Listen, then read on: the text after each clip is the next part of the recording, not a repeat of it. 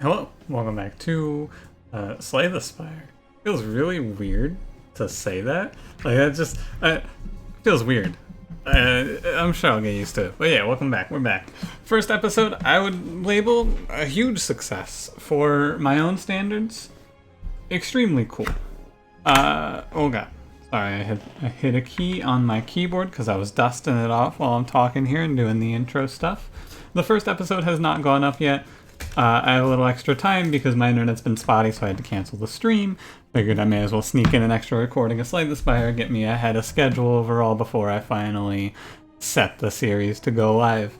Yeah, without any further ado, let's get into it. Don't forget to leave me a like as well as a comment. And yeah, I've been thinking about it, and I'm just going to rotate through Ironclad Silent Defect and then loop back is what I'm leaning towards here. I think that's what we're going to do, so we're going to play the Silent. I think the Silent is the character that I struggle with the most. Even when I try my hardest and apply myself, there are still some runs that seem like they never make it out of Act 1. So let's begin. I'm going to hopefully pick up the pace a little bit. I'm not going to stop and explain all the mechanics. I'm just going to talk out all my decisions here. We'll take a look at the map. Well, who's our boss? Hexaghost. That's fine. The big thing about Hexaghost is that despite the fact that I think Hexaghost is difficult, Hexaghost, and this is my first hot tip of the episode. If you're really struggling with Slay the Spire, keep this one in mind. Hexaghost, that's not Slime Boss. I think we absolutely get crushed by Slime Boss when we play the Silent. So I'll go through the basics of the Silent. The Silent's a much more defensive-oriented character. Lower health, her starting relic is draw an additional 2 cards at the start of each combat. You start with, instead of the Bash that the Ironclad started with, you start with Survivor, which is a better block card, and Neutralize, which is deal 3 damage, apply 1 weak, which is basically a block card. As I discussed in the last one, I'm not going to be doing the starting relic swap. Random rare card, I think, has the highest amount of variance, without a doubt. You can get something like Adrenaline and go, wow, that's insane. Or you get something like Phantasmal Killer and you go, wow, that is horrible. Lose all gold to remove 2 cards. Paying 99 gold for 2 removals is cool. However, there's a consistency of strikes that we need to stay at. Being able to consistently hit 3 strikes per having the option to draw that and save myself from some damage is really good, I think. So it would never be 2 strike removals. And Defend with the Silent eventually becomes a good card because most of her cards revolve around just increasing the strength of your blocks. But never remove 2 defends, and removing 1 of each is removing a card that gets better later and a card that gets worse later. I think that that's not bad, personally. I don't hate the enemies in the next 3 combats pick up here, because I think the rare card's going to, on average, hurt us, and I think that this remove 2, it's a little risky. I'm not 100% certain on if this is good or bad overall. Whereas, with this enemies in the next 3 combats, we should be able to snipe this elite.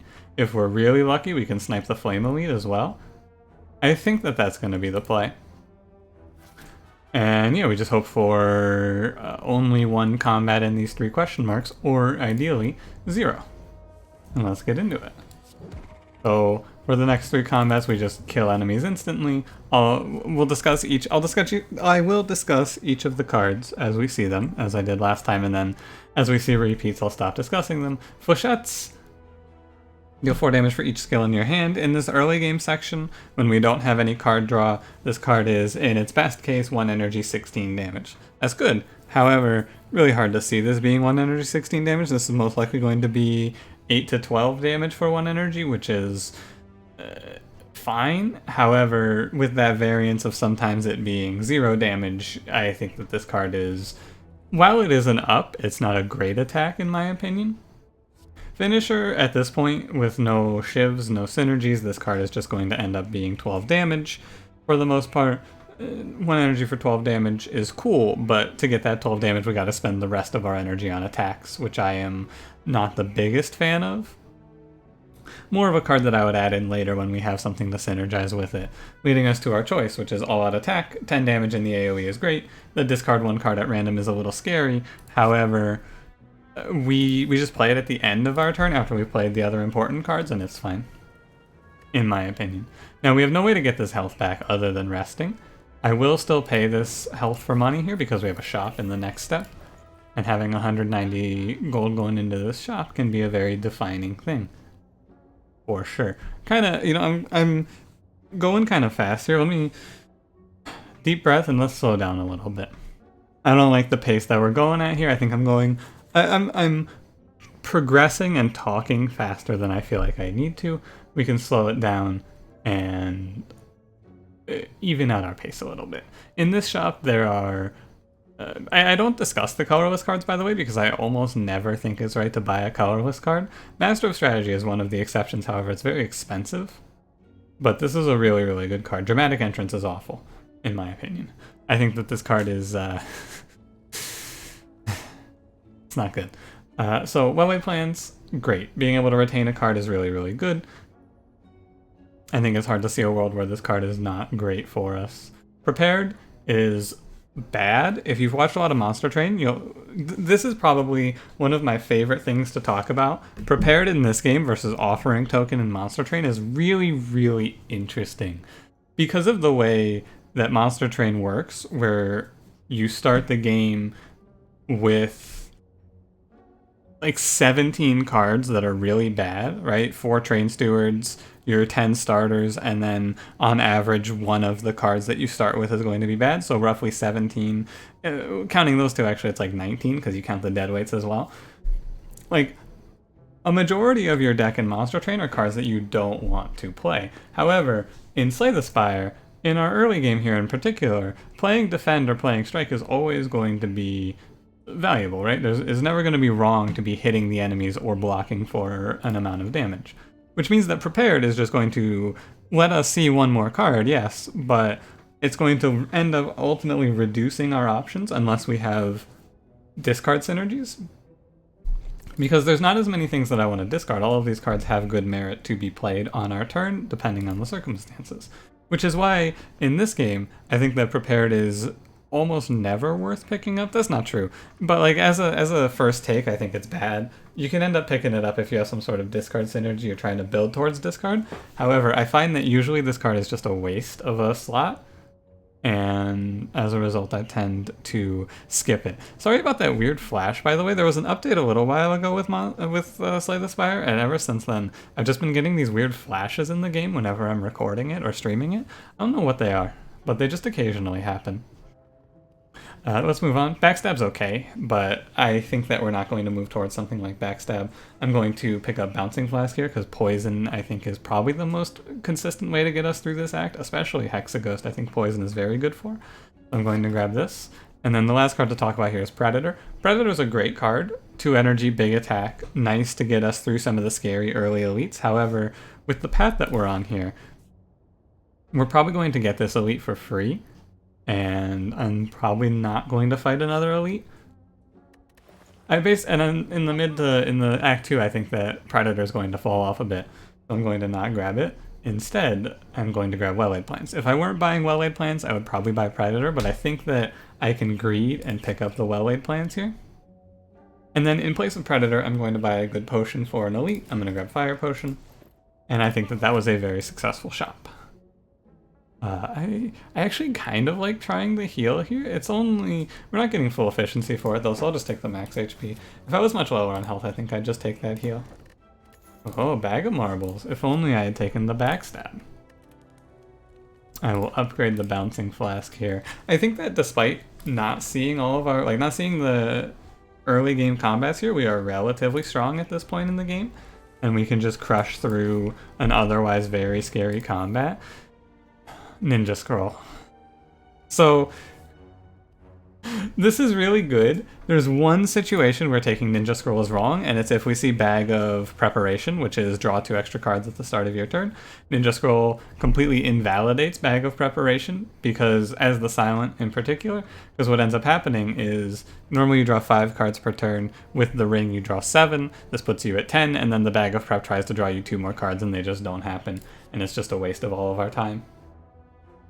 Caltrop's super interesting. I've tried taking this card, and I found it to be typically underwhelming. I wonder about Bane. We have Poison. I don't know how good Bane is here, and then Cloak and Dagger is just a block that adds a Shiv. A Shiv is a 0 cost, deal 4 damage and exhaust card. Just like a little hit. You use Cloak and Dagger to generate Shivs and also generate you a little block. It's okay, you can commit to Shivs or Poison.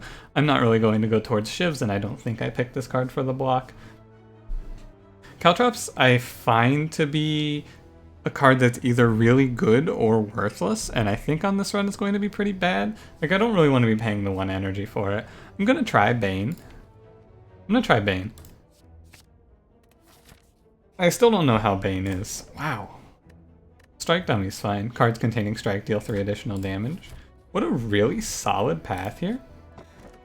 Pair, I do like max HP. And we're just going to take this Flame Elite for free because apparently this is a blessed start. I will take the Bane upgrade here, I think is good. Actually, I'm going to upgrade, whoops, a lot of attack here. I think that's a good one. Really, really strong start. The only thing I'm concerned about is if we actually defeat Hexaghost, but we're taking out the Flame Elite. Our turn 1 is really strong now, so I wish I had picked up the backstab, I guess, but you know. Sundial, every 3 times you shuffle your draw pile, gain 2 energy. Pretty cool. Emerald Key, one of the 3 key pieces to see... oh god, I almost called him Seraph. The Heart. I think I pick Predator here. In theory... So, Predator, we talked about. Sucker Punch is okay. I think it's made significantly worse by the fact that Neutralize is in the deck, though. Paying 1 energy for weak feels bad when you have a card that is 0 energy for it. For the same amount of weak, this is just 4 more damage. The difference maker is that you can't have a second Neutralize, right? You can't find that card again. However, I think there's going to be better sources of weak than Sucker Punch in the later sections that we'll see. Deflect is... like, it's...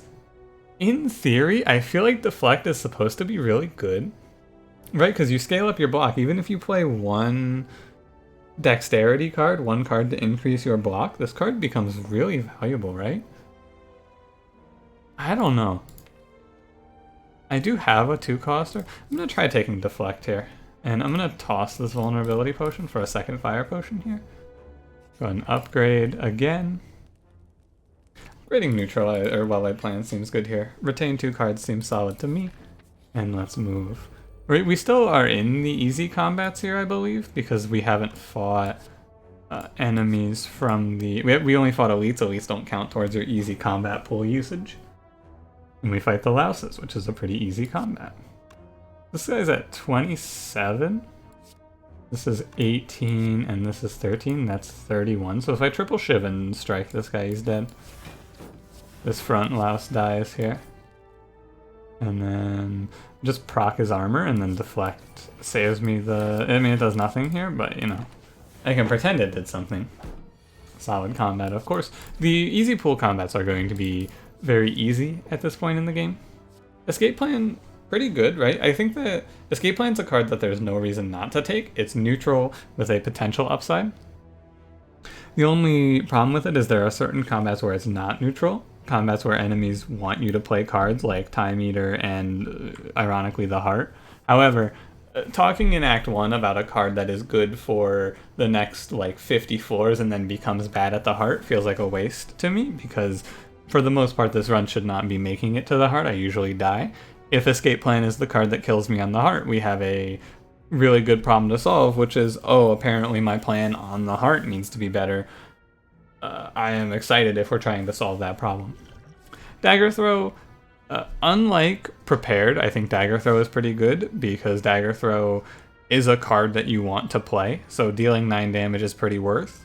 And then the draw 1, discard 1 is fine. It's like it's an okay thing to do, right? You can tend to play this in place of where you would have played a strike, and that card selection is cool. Infinite Blades, consistent Shiv generation is good if you're playing Shivs, but I don't think we're going to be going towards Shivs. I am going to pick Escape Plan. I actually want to take this so we fight the last easy combat here, instead of going to the event. Double Slime, and we go through Act 1 without seeing a single hard pool combat. 13 and 18, 31. I can kill you for 2 energy and then block the 6, which is Solid. Strike with Strike Dummy is better than Bane, unless the enemy is poisoned. Huh. Weird. So our plan against Hexaghost is very simple. It's going to be to stack up poison on him with Bouncing Flask. Our first rare, Alchemize. I don't like Alchemize. I tend to want to just pick up potions that help me deal with bad elite combats and hold them. Alchemize means that you kind of want to try and cycle through your potions very quickly and try to get value out of them. I don't like that. Deflect I don't think I'm going to be brazen and take 2 of because I think Blur is really good. Blur is a card that gets better as time goes on. Game 5 block. Block is not removed at the start of your next turn. As you get some bigger, heavier hitting blocks, this card becomes really, really powerful. And as it is, it's just fine. Go ahead and smith up the Neutralize. Getting too weak against Hexaghost can be useful. Hexaghost, you remember Hexaghost, he was in our last combat. He does a big hit on the second turn. Neutralize upgrade immediately paying off. Very happy about that. It's going to lessen the blow of his next attack by a lot. We get the Bouncing Flask hit. I think this combat should go well. This is going to be 4 times 6? Yeah. You can see the problem with too many, like escape plan there, for example, you can look at it as I just drew a strike on that instead of escape plan. And sometimes it's I drew a defend and also +3 block. The problem with too many 0-cost cards can be that you end up not having many choices on your turn. However, I think we had a reasonably strong turn. Well-laid plans is good. All-out attack kind of has anti-synergy here with well-laid plans. Probably wanted to hold on to that defend, but it's fine. Don't forget that this combat, we're on a clock. We have 6 turns to finish it from now, but I think that we're going to hit that just fine. 2 Bouncing Flasks, we stack up 21 poison per round. I didn't really explain how poison works. That's my mistake, but it's pretty self-explanatory, I feel like. Poison just, the enemy loses the amount of health equal to the amount of poison they have at the end of their turn, and then it's reduced by 1.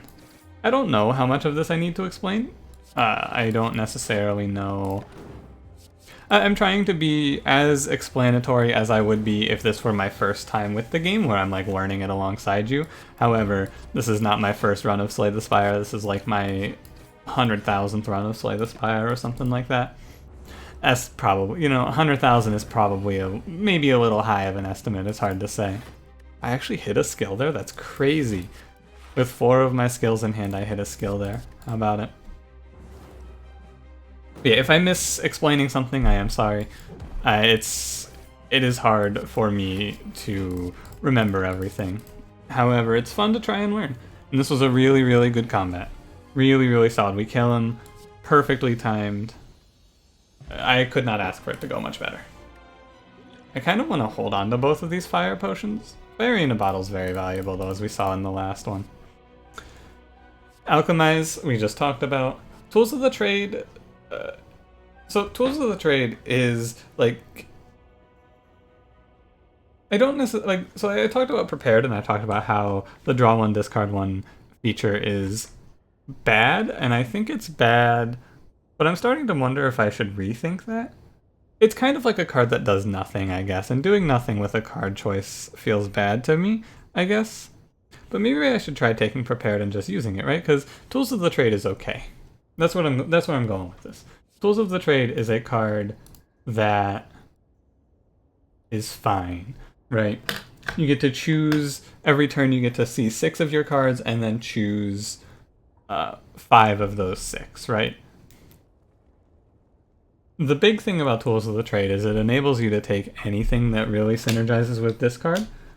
And I don't know how strong that is. Like, I find the discard synergies to typically be weaker, but I wonder if that's wrong. Like, this is one of those things that I have maybe to unlearn. It's one of those things that I've thought for a very long time, like prepared is just an auto skip, but as I think about it, I wonder if maybe I should pick prepared more often.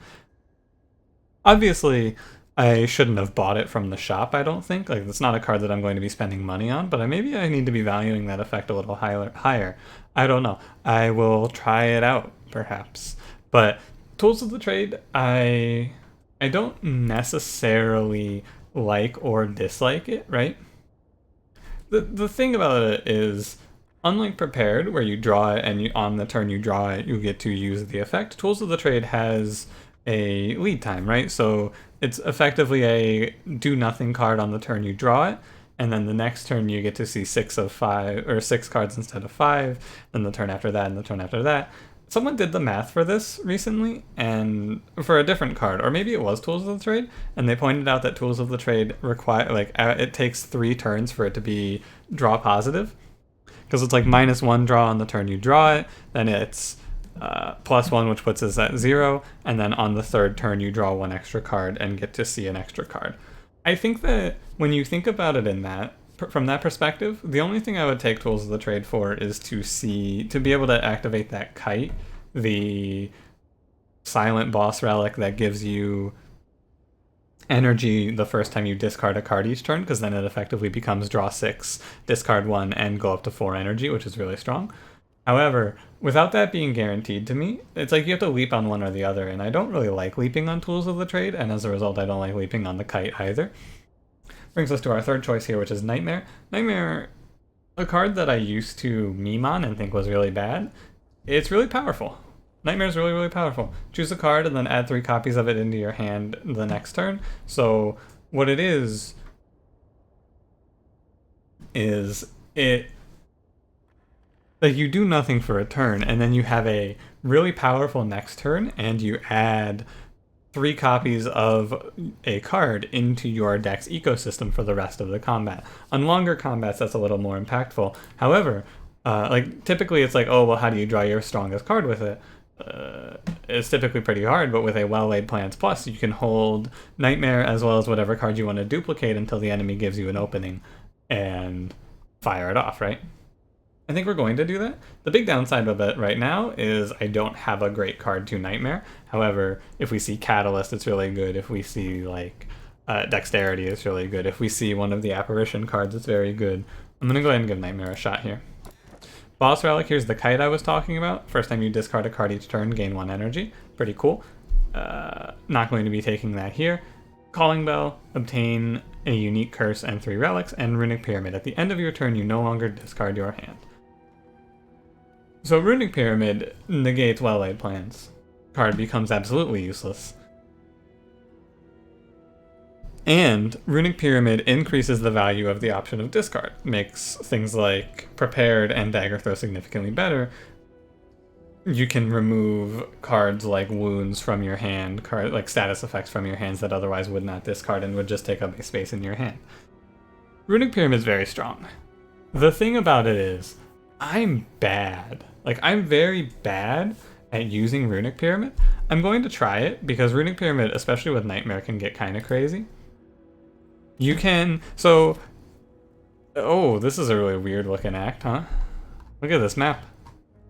We got Bronze Automaton. I think Bronze Automaton is the hardest boss, and then the Champ is the middle of the road for my Act 3 boss assessment, and I think Collector is the easiest. Collector is who we fought in the last episode. Yeah, this is just a weird looking act. I like seeing these weird ones. But what can happen here is if we see the event in this act that lets us trade half of our health for apparitions, and we see a second Nightmare, we effectively become unkillable. I've done this before once. I had the pleasure.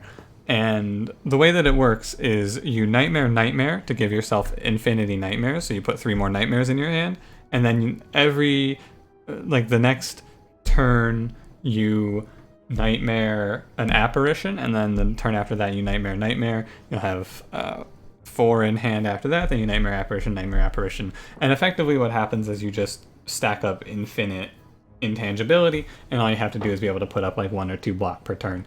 Really good, really powerful. Really, really powerful. It's a pipe dream, but if the opportunity presents itself, I will not say no. Let's look at our path here, though. Let's stop dreaming and let's look at our path. So we're going to probably want to aim for a later elite. Right now, I think that this deck does AoE pretty poorly.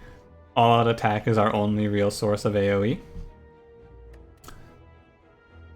Which means that I think we're not going to want to charge headlong into this elite, because in 2 of 3 cases it's pretty bad, and I also don't think we're very good against Mr. Stabbing Book, although we do have the weakness.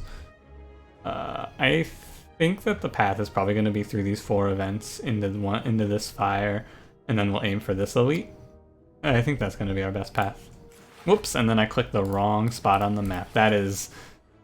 yeah, so that's basically the most me thing I could do in Slay the Spire right there. I have identified the path I want to go on, and then, whoops, that's not the right path. I have clicked the wrong path. Haha, I gotcha. That is the worst card for you to discard there. Alright, well, on the bright side, this combat was always going to be difficult. This is a really hard combat for this deck to handle right now. I may just die instantly to Runic Pyramid, which would be pretty funny. Like this image to die instantly. Well-Laid Plans is just completely dead. I'm going to start our Poison plan. Frailty is really hard for us to overcome right now.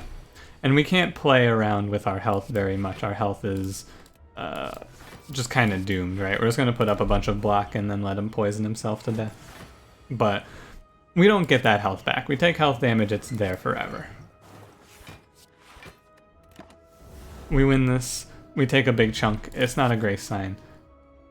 Finisher, talked about. Terror, vulnerability is good. However, I'm not killing enemies through hits right now. I'm killing them through this bouncing flask. So vulnerability does nothing because it's only damage from attacks. And outmaneuver.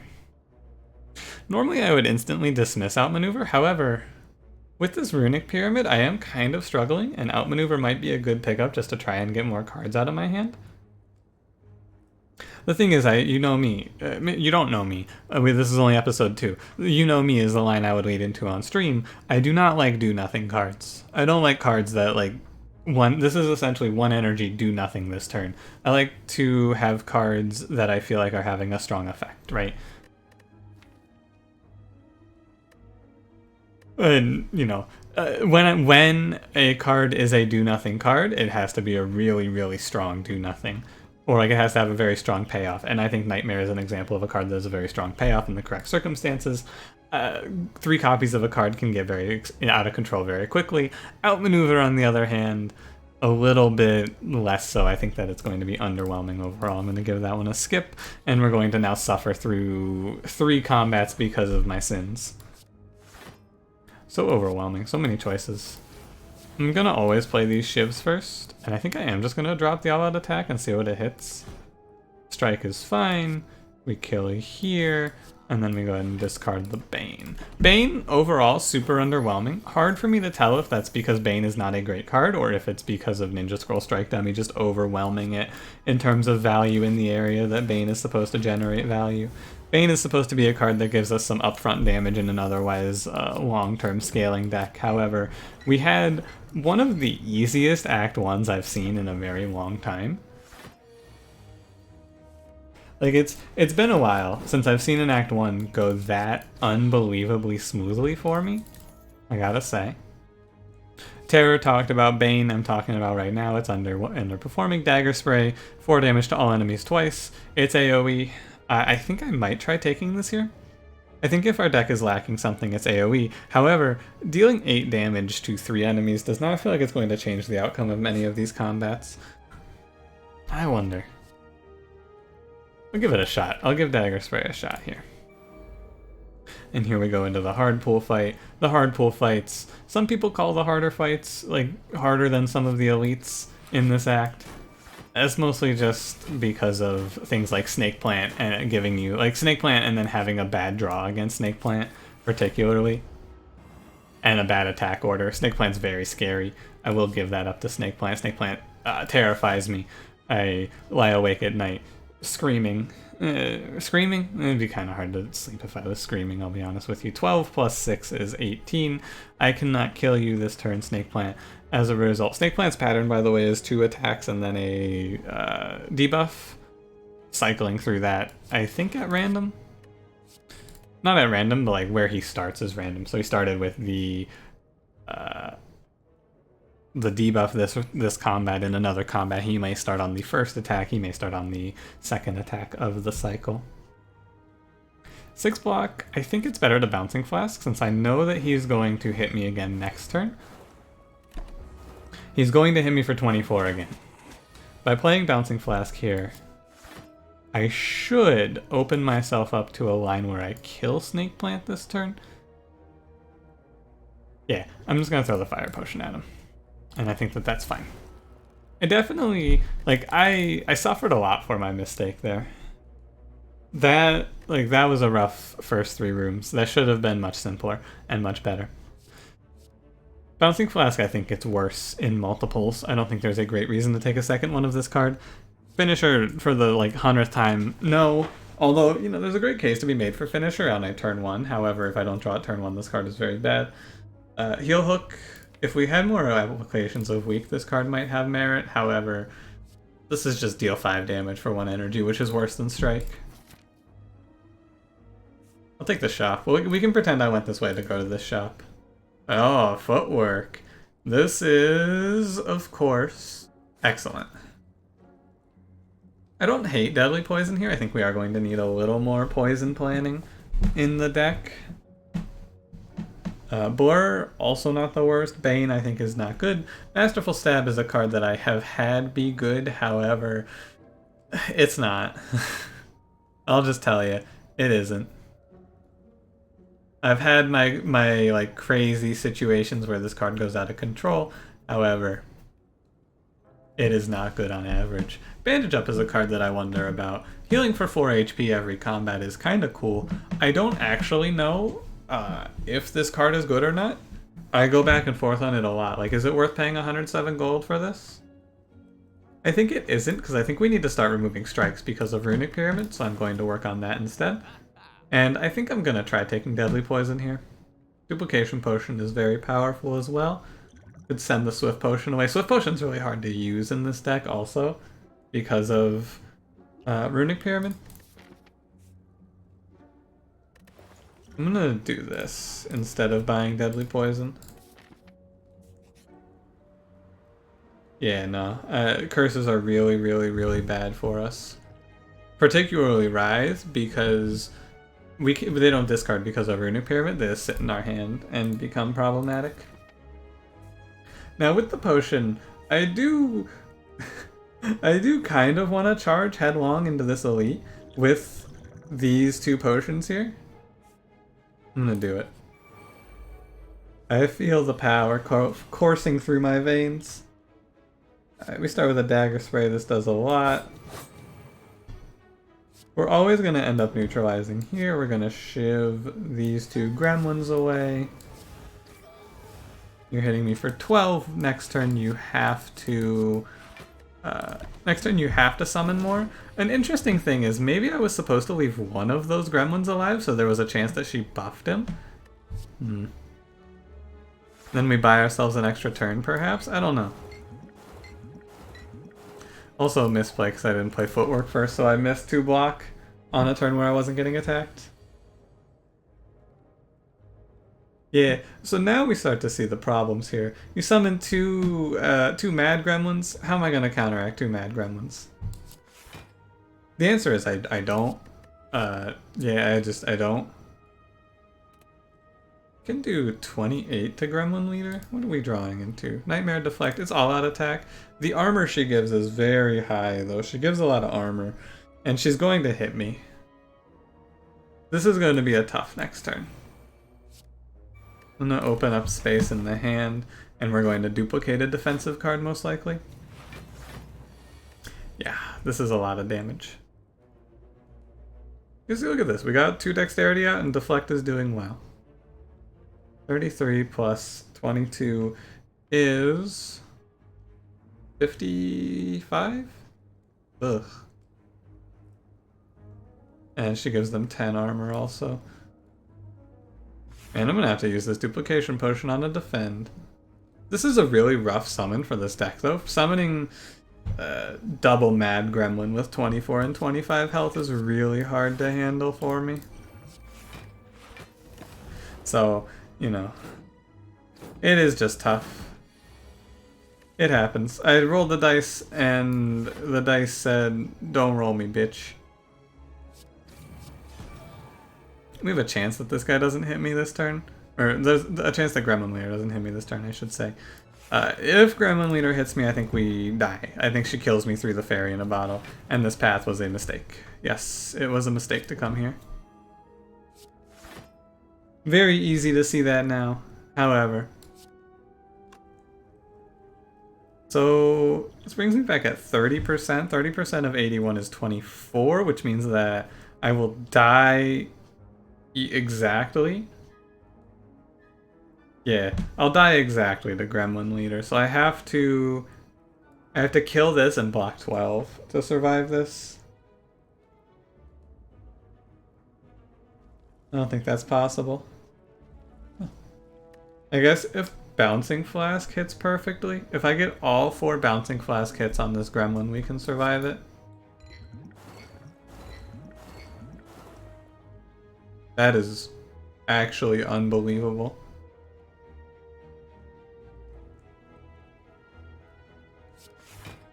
That is...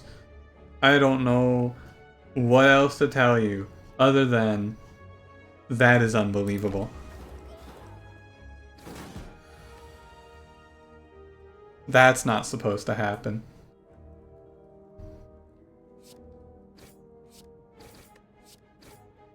Well, I think the funny part is I think I might still just die here.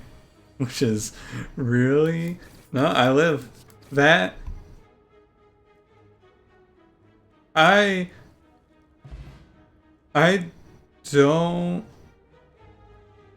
don't know what to tell you about that one.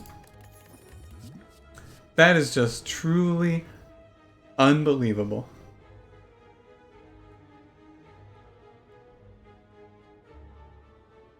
Huh. Yeah, I mean, the best part is I'm still gonna die here. Snecko's just gonna crush me. But like, whoa,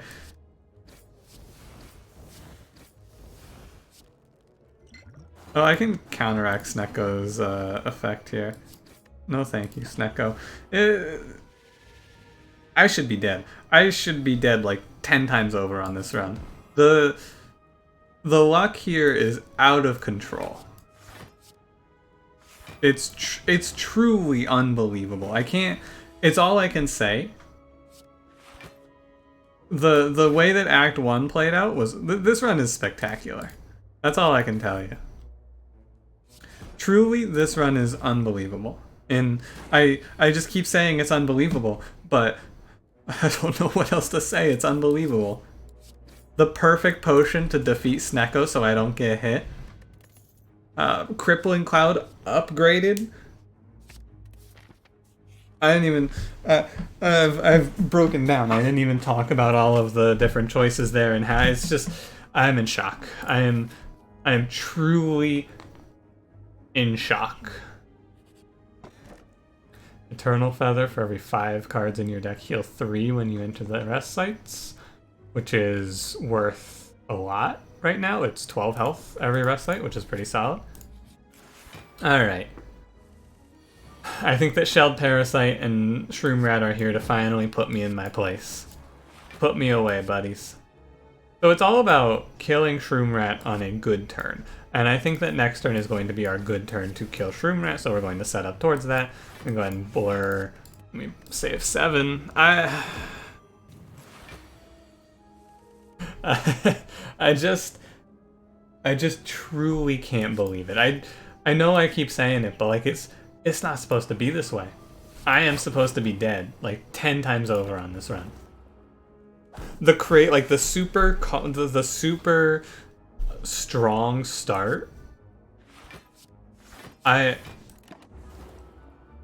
don't know. Okay, let me deep breath. Let me take a drink of water here and return myself to a better mental.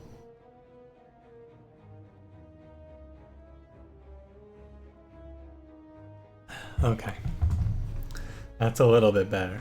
I'm still in awe, but, you know, it's okay, I suppose. Okay. Okay, it happens. We just, like, usually when I'm in this sort of a state, it's because the game hit me with a game hit me with something so unbelievably bad that I like. It's nice to have the, oh, I just lost 4 coin flips in a row, except it's, oh, I just won 4 coin flips in a row. Never should I play towards that. However, I of course will not complain if the game decides to bless me like this. I have no complaints. Definitely can feel the weight of all of these strikes bearing down upon me. Yeah, and we survive an otherwise instant loss Act 2. Because my poor decisions should have killed me, instead we will be walking away. I'm gonna go ahead and smith here, because we're a little behind on smithing. I'm going to aim for a smith on Nightmare, and I'm going to aim to make Nightmare playable so I can quadruple footwork in a combat. Oh. Too bad I can't afford it. I think Deflect is a much better card now that we have Runic Pyramid. And Masterful Stab. The only other card that's even pickable here, or playable here, is Sneaky Strike. Buyable here is the word I'm looking for. Sneaky Strike's bad. I don't have discard synergies. Even when you have discard, this card is like... I don't like it when you have the discard synergies that much, because if you don't have a discard card with it, it's just really terrible. I don't like it. Well, I thrust myself headlong into another elite. With these potions, or this potion I should say, no, I will learn from past mistakes. I will also not rob you. Although I can, it's like, this is effectively, I just pressed leave, never mind. I forget that, like some events you actually can't just press leave and go back to the map and then think about, because that's how I order myself through, is I decline the event and then I think about it. Bad order to be sure, but it's how I go about it. Take 9 here. It's fine. 9 and we push up a bunch of damage. Not a great set of draws here. See, that's what's supposed to happen when there's 2 enemies and you play Bouncing Flask. It's supposed to just bounce between them evenly like that. You're not supposed to have unbelievable outcomes like I have had now. It's crazy. I can't get over it. I can't get over it. It never happens to me. It's not supposed to be this way. I'm not supposed to be this out of sorts and put off here. It's supposed to go the other way. I'm supposed to be mad right now. I'm supposed to have lost, but like, I'm not even mad, right? Because it's just like, oh, I misplayed and died. Okay, we take this, we take these. Like, this is our plan for beating the boss, is going to be Nightmare Footwork. However, this combat is basically over at this point. I have no reason to Nightmare Footwork. There's also, I was thinking Bouncing Flask, but since I don't discard, there's no reason to Bouncing Flask. May as well just get these cards out of my hand. Because I don't discard, I can just Bouncing Flask here. Should have played Footwork last turn. I don't know why I didn't play Footwork last turn instead of Dagger Spray. Just, it was bad. That's all I can say to you. The density of 0-cost cards in this deck is making it so that we end up drawing and playing a lot of cards. Strike is super dead. If we can get rid of Strike, this deck becomes significantly better. Predator Plus? Nah, I don't think so. Riddle with Holes, similar to Predator, it's a card that you take because you need early game upfront damage to get you through those first elites. We don't need that now, we're in the mid game. Closing in on the late game, outmaneuver. Nah. I'm gonna rest here. There's a great case to be made for footwork smithing, but I'm gonna rest. I respect Bronze Automaton greatly. Bronze Automaton is a very simple boss. He summons 2 goons. Those 2 goons hit you and also will steal one of your cards of the highest rarity from your draw pile. And you have to kill them to get it back. And then I think it's every 7th turn, he hits you with Hyper Beam, which does a lot of damage, and he scales his strength. We essentially have about 7 turns to be in a stable position against Bronze Automaton, where his goons are dead and we are alive. And if we do not do that, we will probably die soon after the Hyper Beam hits. And he also starts with 3 artifact. One of that was negated by the Bag of Marbles. We're going to push 1 Deadly Poison into him here. I am not going to play Crippling Cloud because I want to Crippling Cloud all of them. I won't play Deflect either because there is no reason to. I should just play these cards. Don't want to play all out attack in case it discards Crippling Cloud, of course. I can... This applies 7 poison 2 weak, so I can get 4 weak onto him or 7 poison. I will take the 7 poison instead of the 4 weak. I think it's better. Maybe it's not better this way. Oh well. Till right now I'm committed. Let's play Deflect and Defend. He's gonna steal a card from me. What card does he steal here? I have no idea. Nightmare. That makes sense. I do need Nightmare, so I'm going to have to ask you kindly to return my Nightmare to me. However, understandable. Well-laid plans, good discard. I'm gonna go ahead and make use of my AoE here. Work on getting this Nightmare back. Are you gonna steal my footwork? Ah, Boyer's fine. 12 times 2. So we're going to aim to win this through Nightmaring footwork and then just outlasting him while playing poison is my line here. We hit you once at the end of the turn, Nightmare returns to my hand. I need to block 24 as well as I can. Our next turn is a little weak, is the only thing I'm really concerned about. But he doesn't attack us next turn. He alternates between attacking and scaling. He doesn't attack us this turn. And we get energy back thanks to the Sundial. Excellent news. And we just play all these footworks. And we hope that it's enough. I need to neutralize him when he's going to Hyper Beam. I think he Hyper Beams next turn, though. Does he Hyper Beam me next turn? That would be really unfortunate.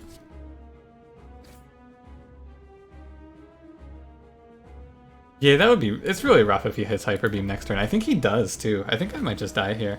Ah, he's weak. 43... Ah, we're okay.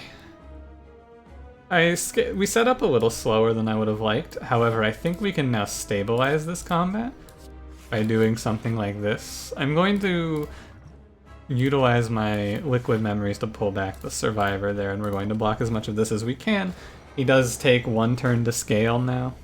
Used to be he'd take a turn off after hyper beaming, however it is no longer the case. Just press end turn there. That is the buff that he gets. All of the bosses get a buff when you get onto higher ascensions. Ah, no skill. Very sad. I need to play Bouncing Flask now. We gotta start scaling our damage on him. And yeah, 8 dexterity means that we can survive this for a lot longer than we would otherwise. I'm gonna go ahead and just put up block. I'm gonna set up 26 block for the next turn. This is the part where Defend becomes a much better card than it once was for us. This is the part where you go, man, this right here is the part of the game where you go, man, I want more defends and less strikes, right? Strike is just a completely dead card for me at this point. Wow, the next Hyper Beam's probably going to kill me, right? It's really hard to see us surviving this. Oh, losing a Defender is really bad too. This is tough. I think we're going to fall just short on Bronze Automaton here. Oh, let's see it. Neutralize right on time. Alright, we're alive. We're in here. We're living, boys. Never mind. Forget my naysaying, we're not even getting hit. I need to get rid of a strike here. Solid. Very solid. So, I think that our hallway fights are really, really weak. We really struggle against the difficult hallway fights that come up in Act 3. However, against bosses, I think we have a pretty reasonable plan.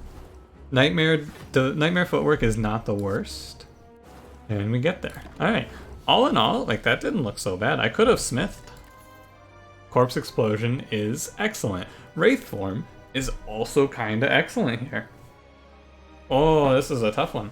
Okay, so let's talk about each of our choices here. 1,000 Cuts is awful. 1,000 Cuts, no, never talk to me again about 1,000 Cuts. I will not be picking this here. There are circumstances where I've had 1,000 Cuts work out in the like very hyper early game. We're in the late game and we're playing Poison. So there's 2 really, really, really strong choices here. Being able to Wraith Form with Runic Pyramid whenever we want. Being able to just be like, okay, from this position we now win the game in 2 turns. Like, I win this combat in 2 turns. Super, super strong, right? I can be like, okay, in 2 turns I win this combat. I play Wraith Form now. That's really good. Corpse Explosion lets me just wipe entire combats, right? I have to kill like 1/3 of the enemies I would have to kill normally. I think the thing that tips me towards Wraith Form here is the Nightmare. being able to say I don't die for 8 turns is better than 2. And if we upgrade this, that becomes 12 turns that we can have potentially. That seems really strong. I think that I have to take Coffee Dripper here. I think I need energy to make this work out. Tiny House is bad. Many people would say this is the worst boss relic. It's better than doing nothing here. Astrolabe, Transform 3, really good to clear out 3 strikes here. But I feel like I really, really want energy. Although Nightmare's only 2 energy now, I can kind of work around it. I'm gonna greed for Astrolabe here. I don't want to go for Coffee Dripper because I'm a little baby. What do we get here? Die, solid. Strong AoE that exhausts itself. Second all-out attack, sure. Envenom, It's better than Strike, barely. Okay, let's take a look at our pathing here. Our first boss is Awoken. The Awoken? The Chosen? The Awoken. I actually don't know what your name is. I'm pretty sure it's Awoken, but after playing all that, it's the Awoken one, I think. After playing so much Monster Train, I just forget his name because they have an Awoken, and I'm like, is he really the Awoken? I didn't make a connection there between the Awoken in Monster Train and the Awoken here. I guess not. Okay, so we're going to look for a path that safely delivers us to the boss while also opening us up to a few good artifact potentials. Taking 1 or 2 elites wouldn't be the worst. I think this elite looks really strong because I can, if it goes poorly, hit double campfires. If it goes well, I can aim for another elite. I think that we're struggling the most against Giant Head, and we probably have the easiest time with Nemesis. I think with that being said, we're probably going to aim for, because this elite's kind of hard to get to. We have to go through a pretty perilsome path here. The left elite might be the best one. There's 4 fires on this path. I have to go through a pretty harrowing 4 combats, but then we just go to a lot of fires and hit the boss. A lot of fires means we get to upgrade a lot of cards, namely Wraith Form, Footwork. I don't know what else, maybe Boar, maybe Deadly Poison, something like that. I think that I'm going to go for the Heavy Campfire Dense path. Oh, you know what this deck is missing? I can't believe I haven't mentioned this. This deck is missing a Noxious Fumes. I can't believe I haven't mentioned once that we could use a Noxious Fumes here. It took me until this combat to realize that we don't have Noxious Fumes, and Noxious Fumes would be a good pickup. Huh. Yeah, I think that the Dagger Spray pickup was bad. In hindsight, I think this was a bad take. I'm gonna go ahead and Nightmare, because this is gonna be a long combat, by the way. Nightmare the Footwork, because we're gonna be here for a while. And we just took 15 there. Tough.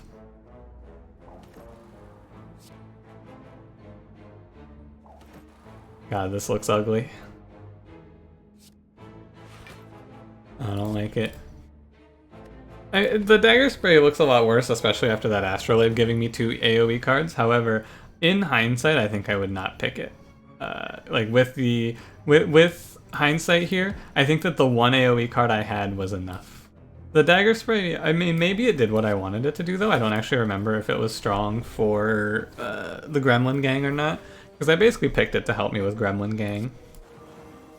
Crippling Cloud good here. We just ration our blocks at this point. Play like Deflect plus Envenom here. These guys don't do a lot of damage. I think their max damage is 9. They just scale up their spikes, and the way that this works is they buff themselves, they increase their spikes. Their spikes mean that whenever they are attacked, they deal this much damage back. We just never attack them. We sit here. We think about our life decisions that have led us to this point. Consider what we've done to find ourselves in this position. Wraith Form. And this was a dexterity combat because dexterity, this combat could go for a very long time. This could go longer than 8 rounds. And also we had the dexterity there basically. Yeah, we just also casually put up 73 block there, which is nice. Without trying too hard, I put up 73 block there. It's a good sign overall. Acceptable.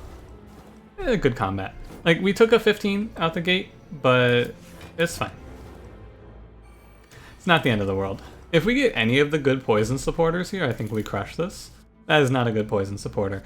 It's a little late to be talking about Quick Slash Blade Dance. Basically, at this point, we don't need common cards to get us through the early game. What we need at this point, like, we don't need any of these commons. We need Catalyst, we need Noxious Fumes. We need cards that help us scale up our poison. That's it. That's all I'm looking for. Strength up. This guy gains 5 strength every round, is his gimmick. We're going to try and kill him before that becomes a problem. I'm gonna play footwork here. Fine. Oh yeah, he also every time he hits you and it has the green effect, he adds a burn to your draw and discard pile, because he's kind of rude. Not a very nice dude overall. I would not invite him to my birthday party. He is officially, you can consider this your uninvitation or blocker. You're out of here. I will not be speaking to you again. 6 and 7 is 13. We're going to try and take 0 here as best we can. However, if I delay this combat, I'm going to die. So we're going to take 6 and we're going to Bouncing Flask. And I think this should be 2-turn lethal. I think that should put me in a position to kill him this turn with Bane for 14, this for 14. Yeah, alright, we get there. Not the worst. We took a little damage, but I think Deflect is good at this point. I think with Runic Pyramid, it's so hard to play our whole hand that a 3rd Deflect is good, especially with all the dexterity we potentially generate. I'm gonna hit this shop instead of this question mark. Footwork. It's so much footwork. I don't hate a footwork here. Deadly Poison, more poison scaling. I think we're okay without it. Endless Agony is just bad. Outmaneuver is not great here. Like, cards that do direct damage to the enemies are not what we're looking for. Our overall game plan is to scale our poison and just outlast the enemies through nightmaring a strong defensive card that buys us a lot of time with Runic Pyramid. I think the best thing to do here is card remove. I think it is. I think it's better than the footwork here even. I'm gonna remove this Dagger Spray. It's a little worse than Strike, because it can hit those Thorn Boys. Acceptable. We go left. This is the exact combat I was thinking about when I passed on that corpse explosion. I was thinking about Darklings. Darklings, I rationalized it by saying this combat shouldn't be that bad. Combat's a little scary.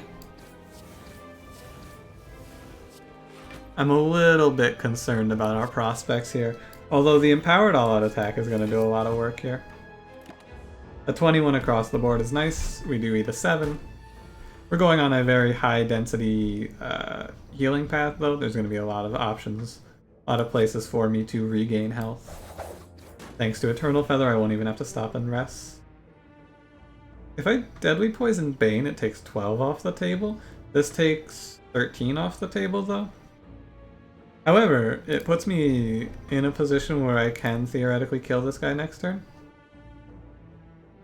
I'll be taking 9. If I play all 3 of these, I'll be taking 17 out of 25. I'll be taking 8. Yeah, okay. That is fine. I don't think I killed this Darkling. 26 damage is hard to overcome here. Yeah, I had a reasonable assumption of we will not be killing this guy. However, they all come back at the same time. Or if I Nightmare Wraith Form here and then Wraith Form every turn. I don't think that becomes a good play until Wraith Form is upgraded is the problem. I don't think Nightmaring Wraith Form in the position like this is great yet.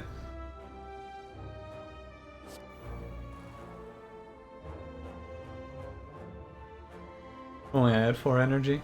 I'm gonna play a Strike. They both resurrect here? Huh. That's kind of scary. That's a little bit scary now, isn't it? Crippling Cloud removes a lot of damage from the table. Am I dead here? 24... I'm not dead, but this is a lot of damage. It is 23. Yeah, we're dropping very low. I'm a little concerned about that.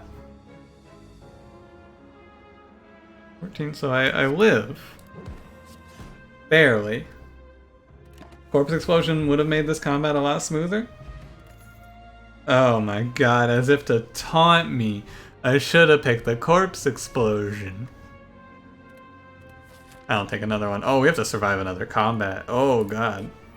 This combat's not super. I can see there's a world where we die here, and there's a world where we survive here. Both options are likely. So I take 2 here to play the die. I'm pretty sure.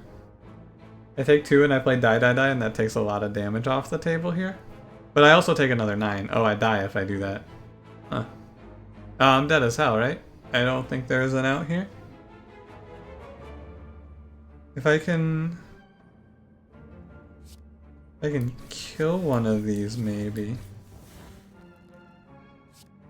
It's 1 off, that's rough.